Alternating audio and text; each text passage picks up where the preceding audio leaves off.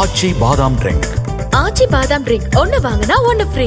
இனி அரசு விடுதிகளில் பெண் காவலாளிகளை நியமிக்க முடிவு செய்துள்ளதாக சமூக நலத்துறை அமைச்சர் கீதா ஜீவன் தெரிவித்துள்ளார். சென்னையில் உள்ள அரசு சேவை இல்லத்தில் 13 வயது சிறுமிக்கு நடந்த பாலியல் வன்கொடுமை அதிர்ச்சியை ஏற்படுத்தியுள்ளது. இது தொடர்பாக செய்தியாளர்களிடம் பேசிய அமைச்சர் கீதா ஜீவன் பாலியல் வன்கொடுமை செய்த காவலாளியை கைது செய்து சிறையில் அடைக்கப்பட்டுள்ளதாகவும் குற்றவாளிக்கு உரிய தண்டனை வாங்கி தரப்படும் என்றும் கூறினார்.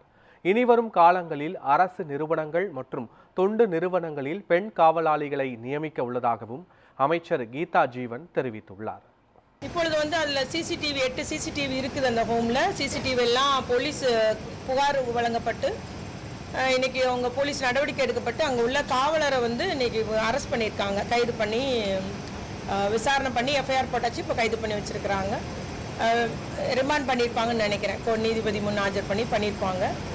உடனடி இப்போ நம்ம அடுத்த கட்டம் என்ன பண்ணுறோம், இன்னும் கொஞ்சம், ஏன்னா இது முதலமைச்சருடைய உத்தரவு.